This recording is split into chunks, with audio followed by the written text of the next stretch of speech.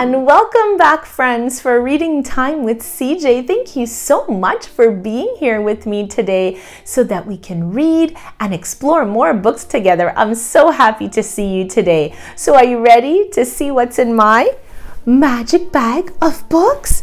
Me too. Let's take a look inside, girls and boys. Wow, look at this awesome book.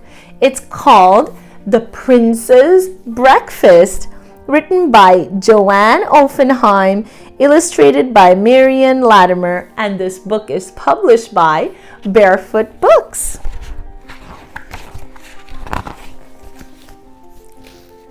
In a faraway kingdom, a long time ago, when breakfast was served, the prince shouted, "No!" He turned up his nose at omelets with cheese. He pooh-poohed the porridge, though his mother said, "Please." He sipped his hot chocolate. He ate his toast dry. But to all other offerings he said, "No, not I." "Alas," said the queen to her husband the king, "how can he grow when he won't eat a thing?" The king stirred his tea. Then after one sip, "I have it," he said. "We shall go on a trip." The very next day, preparations were started, and in less than a week, the royal house departed. They journeyed in style to the city of Agra. "Our idlis are moist," beamed the Grand Maharaja. His chef steamed the rice cakes with chutney on top. The king started eating and just couldn't stop. "So good," he declared. "Have a taste, boy. Just try." But the prince shook his head and said, "No, not I." "Perhaps," said their host, "a dosa will do. We can fill it with dal or potatoes for you." The queen took one forkful. The king sampled two. "Delicious," they said. "Just try a few.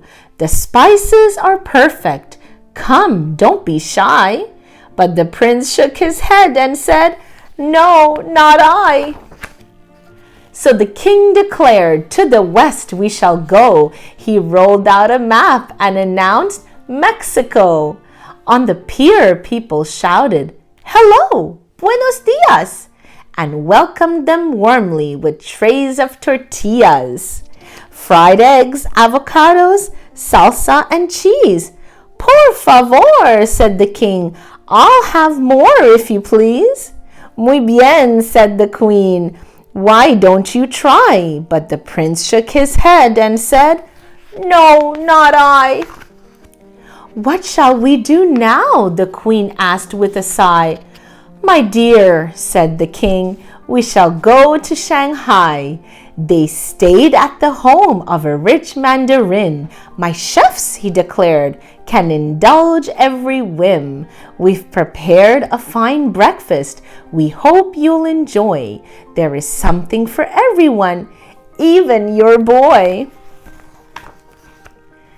Does the prince care for congee? Here, try a pot with our very best pickles. The king ate the lot.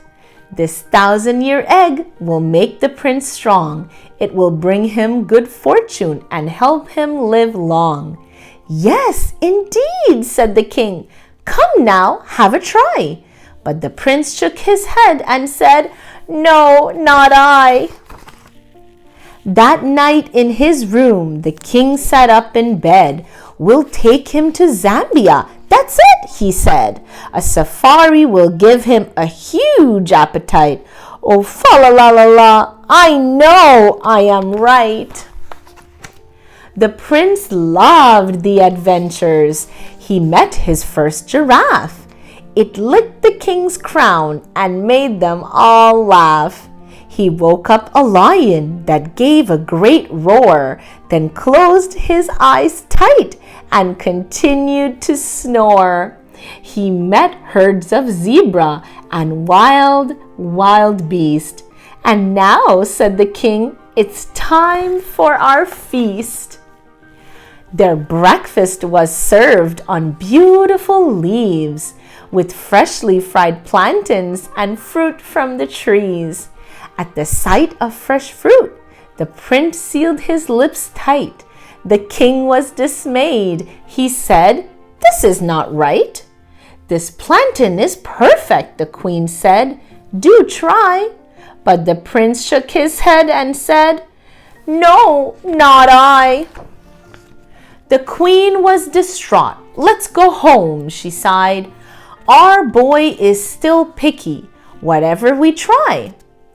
Just as she said this, a bright-eyed old man said, "Perhaps I can help. I believe that I can."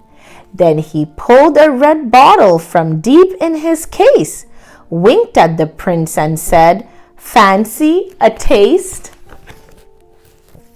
"What's this?" asked the prince. "It smells so delicious." "Oh dear," frowned the queen. "Are you sure it's nutritious?" "I think," said the man, "there's no cause for alarm. A dash of this ketchup will do him no harm. I eat it with everything from rhubarb to rice." "Mmm," says the prince, "it tastes really nice." He poured it on pancakes. He spread it on bread. The king was so happy, he stood on his head. The queen gave a twirl and a trill of delight. Their banquet continued all day and all night. From that morning on, whatever he ate, the prince added ketchup and cleaned up his plate. Wow, girls and boys, what an awesome book. I hope you enjoyed this book just as much as I did. And do you like ketchup on your food as well? I sure do. I put it on everything. So I hope you enjoyed this book, and I can't wait to see you next time. If you'd like to purchase a copy of this book for your collection at home, you can find the link to it in my description box below. Thank you so much for joining me. See you next time. Bye-bye.